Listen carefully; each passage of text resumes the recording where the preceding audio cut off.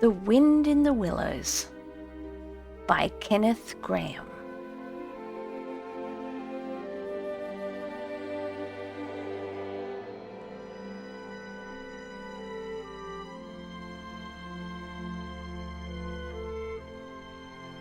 Chapter 4. Mr. Badger. They waited patiently for what seemed like a very long time, stamping in the snow to keep their feet warm. At last they heard the sound of slow shuffling footsteps approaching the door from the inside. It seemed, as the mole remarked to the rat, like someone walking in carpet slippers that were too large for him and down at the heel, which was intelligent of Mole because that was exactly what it was. There was the noise of a bolt shot back, and the door opened a few inches enough to show a long snout and a pair of sleepy, blinking eyes. "Now, the very next time this happens," said a gruff and suspicious voice, "I shall be exceedingly angry. Who is it this time, disturbing people on such a night? Speak up." "Oh, Badger," cried the rat, "let us in, please. It's me, Rat, and my friend Mole. We've lost our way in the snow." "What? Ratty, my dear man," exclaimed the Badger in quite a different voice. "Come along in, both of you, at once.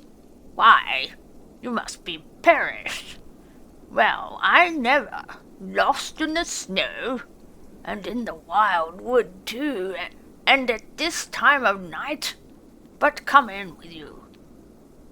The two animals tumbled over each other in their eagerness to get inside, and heard the door shut behind them with great joy and relief.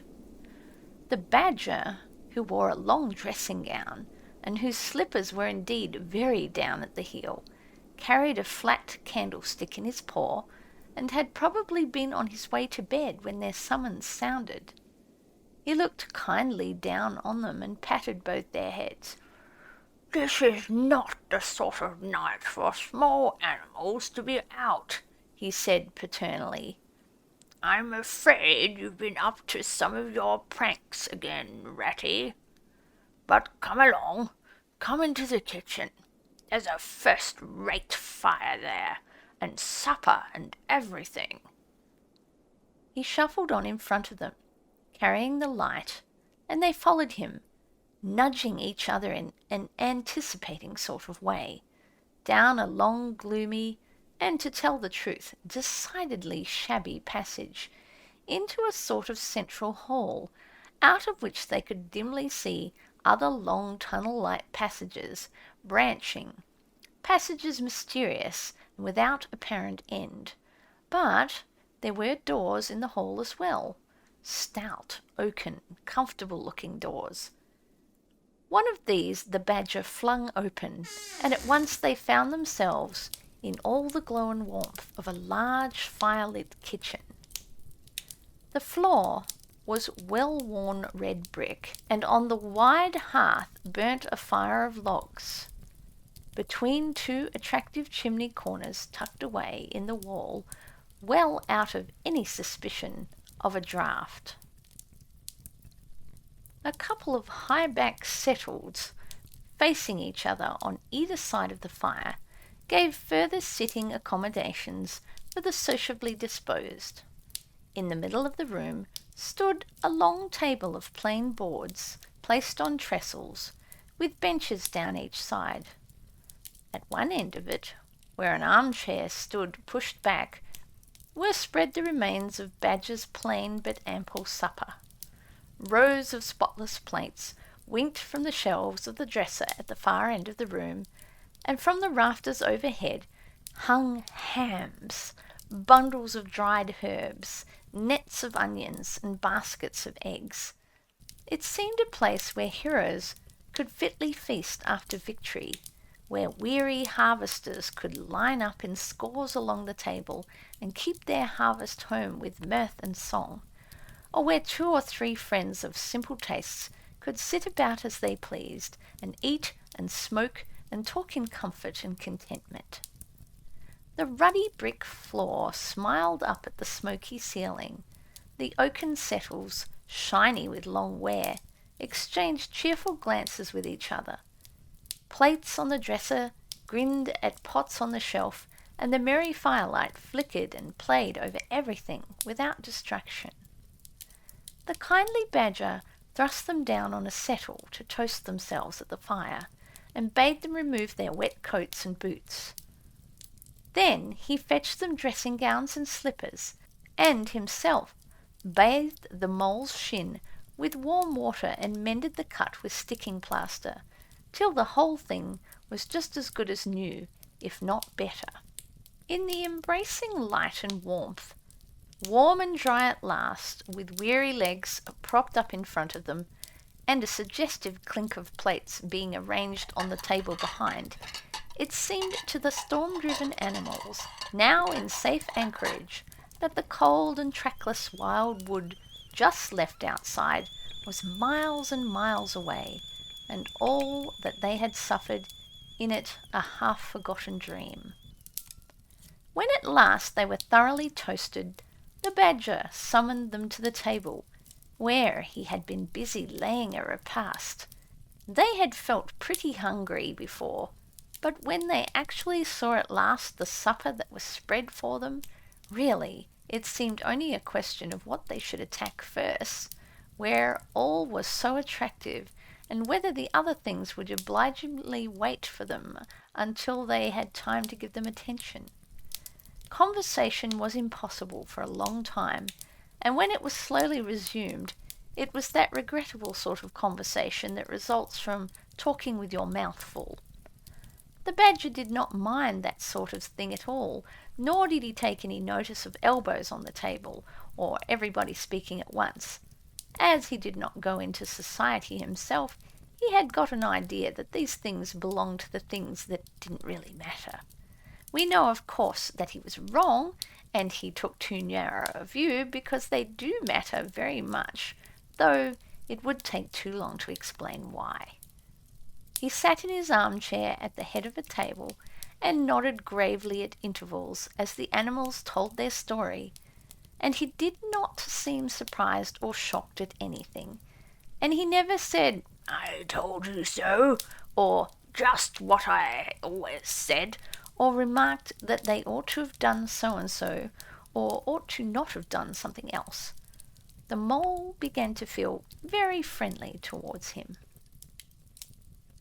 When supper was really finished at last, and each animal felt that his skin was now as tight as was decently safe, and that by this time he didn't care a hang for anybody or anything, they gathered around the glowing embers of the great wood fire, and thought how jolly it was to be sitting up so late and so independent and so full. And after they had chatted for a time about things in general, the badger said heartily, "Now then, tell us the news from your part of the world. How's old Toad going on?"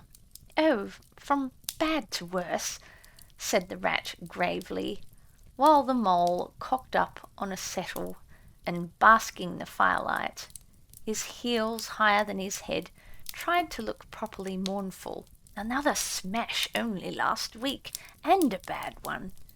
You see, he will insist on driving himself, and he's hopelessly incapable. If he'd only employ a decent, steady, well-trained animal, pay him good wages and leave everything to him, he'd get on all right. But no, he's convinced he's a heaven-born driver, and nobody can teach him anything, and all the rest follows." "How many has he had?" inquired the badger gloomily.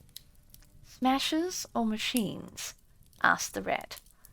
"Oh well, after all, it's the same thing with Toad.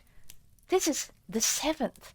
As for the others, you know that coach house of his? Well, it's piled up, literally piled up to the roof with fragments of motor cars, none of them bigger than your hat. That accounts for the other 6 so far, as they can be accounted for. He's been in hospital 3 times, put in the Mole, and as for the fines he's had to pay, it's simply awful to think of. Yes, that is part of the trouble, continued the Rat. Toad's rich, we all know, but he's not a millionaire. And he's a hopelessly bad driver, and quite regardless of law and order. Killed or ruined, it's going to be one of the 2 things sooner or later. Badger, we're his friends. Oughtn't we do something? The Badger went through a bit of hard thinking. Now, look here, he said at last, rather severely. Of course you know I can't do anything now. His 2 friends assented, quite understanding his point. No animal, according to the rules of animal etiquette, is ever expected to do anything strenuous or heroic, or even moderately active during the off-season of winter. All are sleepy. Some actually sleep. All are weather-bound, more or less, and all are resting from arduous days and nights, during which every muscle in them has been severely tested and every energy kept at full stretch. Very well, then, continued the Badger, but when once the year has really turned and the nights are shorter, and halfway through them one rouses and feels fidgety and wanting to be up and done by sunrise, if not before, you know. Both animals nodded gravely. They knew. Well, then, went on the Badger, we, that is, you and me and our friend the Mole here, will take Toad seriously in hand. We'll stand no nonsense whatever. We'll bring him back to reason by force if need be. We'll make him be a sensible Toad. You're asleep, Rat.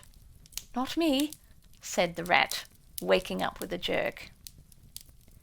He's been asleep 2 or 3 times since supper, said the Mole laughingly.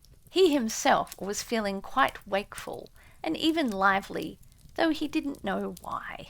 The reason was, of course, that he being naturally an underground animal by birth and breeding, the situation of Badger's house exactly suited him and made him feel at home, while the Rat, who slept every night in a bedroom, the windows of which opened on a breezy river, naturally felt the atmosphere still and oppressive. Well, it's time we were all in bed, said the Badger, getting up and fetching flat candlesticks. Come along, you 2, and I'll show you to your quarters. And take your time tomorrow morning. Breakfast at any hour you please. He conducted the 2 animals to a long room that seemed half bedchamber and half loft. The Badger's winter stores, which, indeed, were visible everywhere, took up half the room. Piles of apples, turnips and potatoes, baskets full of nuts, and jars of honey. But the 2 little white beds on the remainder of the floor looked soft and inviting, and the linen on them, though coarse, was clean and smelt beautifully of lavender, and the Mole and the Water Rat, shaking off their garments in some 30 seconds, tumbled in between the sheets in great joy and contentment. In accordance with the kindly Badger's injunctions, the 2 animals came down to breakfast very late next morning, and found a bright fire burning in the kitchen and 2 young hedgehogs sitting on a bench at the table eating oatmeal porridge out of wooden bowls. The hedgehogs dropped their spoons, rose to their feet and ducked their heads respectfully as the 2 entered. There, sit down, said the Rat pleasantly, and go on with your porridge. Where have you youngsters come from? Lost your way in the snow, I suppose? Yes, please, sir, said the elder of the 2 hedgehogs respectfully. Me and little Billy here, we was trying to find our way to school.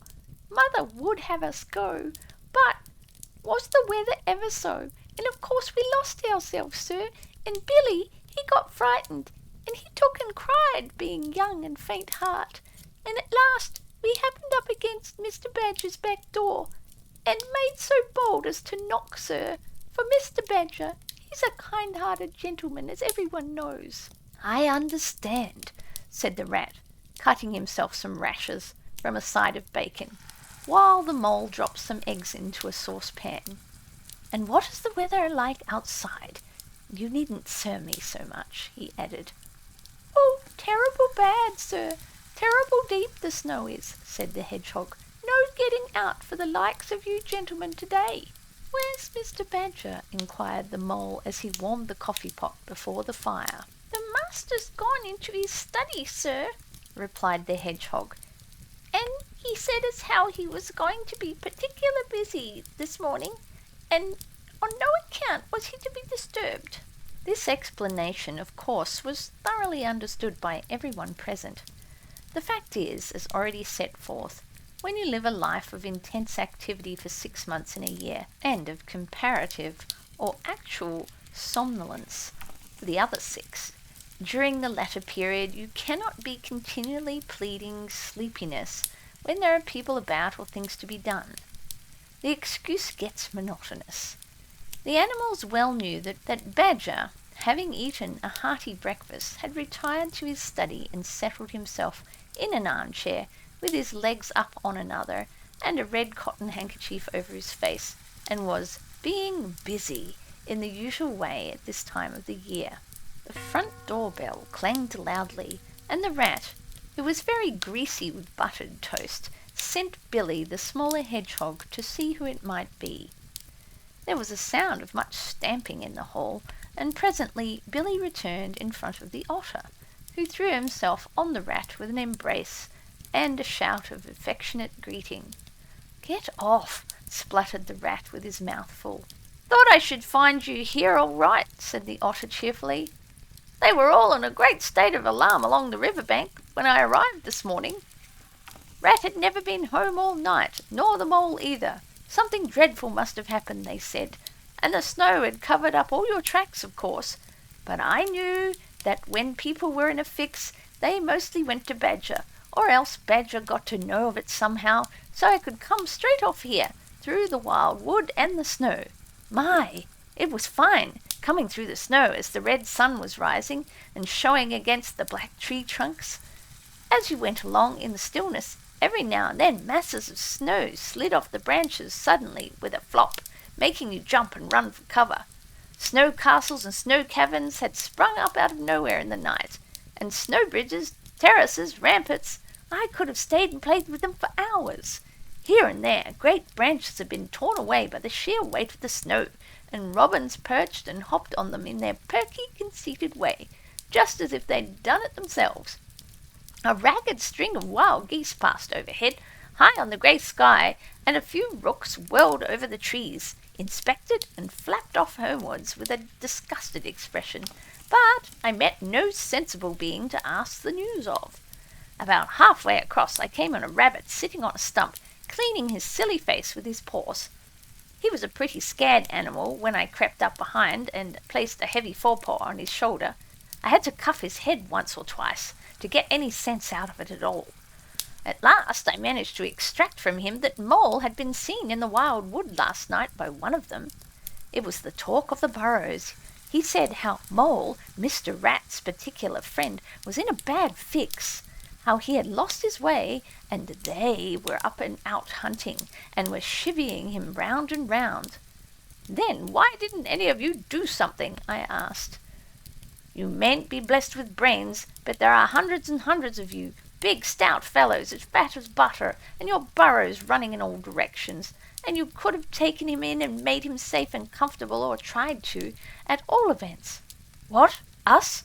he merely said. "Do something? Us rabbits?" So I cuffed him again and left him. There was nothing else to be done. At any rate, I had learned something, and if I had had the luck to meet any of them, I'd have learnt something more, or they would. "Weren't you at all, nervous?" asked the mole, some of yesterday's terror coming back to him at the mention of the wild wood. "Nervous?" The otter showed a gleaming set of strong white teeth as he laughed. "I'd give 'em nerves if any of them tried anything on me. Here, Mole, Fry me some slices of ham. Like the good little chap you are, I'm frightfully hungry, and I've got any amount to say to Ratty here. Haven't seen him for an age." So the good-natured mole, having cut some slices of ham, set the hedgehogs to fry it, and returned to his own breakfast, while the otter and the rat, their heads together, eagerly talked river shop, which is long shop, and talk that is endless, running on like the babbling river itself. A plate of fried ham had just been cleared and sent back for more, when the badger entered, yawning and rubbing his eyes, and greeted them all in his quiet, simple way, with kind inquiries for everyone. "It must be getting on for luncheon time," he remarked to the otter. "Better stop and have it with us. You must be hungry this cold morning." "Rather," replied the otter, winking at the mole. "The sight of those greedy young hedgehogs stuffing themselves with fried hams makes me positively famished." The hedgehogs, who were just beginning to feel hungry again after their porridge, and after working so hard at their frying, looked timidly up at Mr. Badger, but were too shy to say anything. "Here, you two youngsters, be off home to your mother," said the badger kindly. "I'll send someone round with you to show you the way. You won't want any dinner today, I'll be bound." He gave them 6 pence apiece and a pat on the head, and they went off with much respectful swingings of caps and touching of forelocks. Presently they all sat down to luncheon together. The mole found himself placed next to Mr. Badger, and, as the other two were still deep in river gossip from which nothing could divert them, he took the opportunity to tell Badger how comfortable and homelike it all felt to him. "Once well underground," he said, "you know exactly where you are. Nothing can happen to you, and nothing can get at you. You're entirely your own master, and you don't have to consult anybody or mind what they say. Things go on all the same overhead, and you let them, and you don't bother about them. When you want to go up, you go, and the things are waiting for you."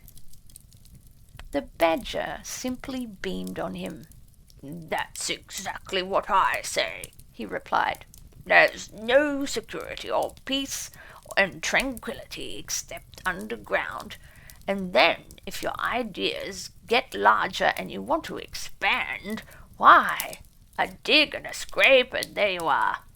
If you feel your house is not too big, you stop up a hole or two and there you are again. No builders, no tradesmen, no remarks passed on you by fellows looking over your wall, and, above all, no weather. Look at Rat now. A couple of feet of flood water, and he's got to move into hired lodgings. Uncomfortable, inconveniently situated, and horribly expensive. Take Toad. I say nothing against Toad Hall. Quite the best house in these parts, as a house, but supposing a fire breaks out, where's Toad? Supposing tiles are blown off, or walls sink or crack, or windows get broken, where's Toad? Supposing the rooms are draughty, I hate a draught myself, where's Toad? No, up and out of doors is good enough to roam about and get one's living in, but underground, to come back to at last, that's my idea of home." The mole assented heartily, and the badger, in consequence, got very friendly with him. "When lunch is over," he said, "I'll take you all round this little place of mine. I can see you'll appreciate it." After luncheon, accordingly, when the other two had settled themselves into the chimney corner and had started a heated argument on the subject of eels, the badger lighted a lantern and bade the mole follow him. Crossing the hall, they passed down one of the principal tunnels, and the wavering light of the lantern gave glimpses on either side of rooms, both large and small, some mere cupboards, other nearly as broad and as posing as Toad's dining hall. A narrow passage at right angles led them to another corridor, and here the same thing was repeated. The mole was staggered at the size, the extent, the ramifications of it all, at the length of the dim passages, the solid vaultings of the crammed store chambers, the masonry everywhere, the pillars, the arches, the pavements. "How on earth, Badger," he said at last, "did you ever find the time and strength to do all this? It's astonishing." "It would be astonishing indeed," said the Badger simply, "if I had done it. But, as a matter of fact, I did none of it. Only cleaned out the passages and chambers as far as I had need of them. There's a lot more of it all round about. I see you don't understand, and I must explain to you. Well, very long ago, on the spot where the wildwood waves now, before it had planted itself and grown up to where it now is, there was a city of people, you know. Here, where we are standing, they lived, and walked, and talked, and slept, and carried on their business. Here they stabled their horses and feasted. From here they rode out to fight or drove out to trade. They were a powerful people, and rich, and great builders. They built to last, for they thought their city would last forever." "But what has become of them all?" asked the Mole. "Who can tell?" said the Badger. "People come, they stay for a while, they flourish, they build, and they go. It is their way. But we remain. There were badgers here, I've been told, long before that same city ever came to be. And now there are badgers here again. We are an enduring lot, and we may move out for a time, but we wait, and are patient, and back we come. And so it will ever be." "Well, and when they went at last, those people," said the Mole. "When they went," continued the Badger, "the strong winds and persistent rains took the matter in hand, patiently, ceaselessly, year after year.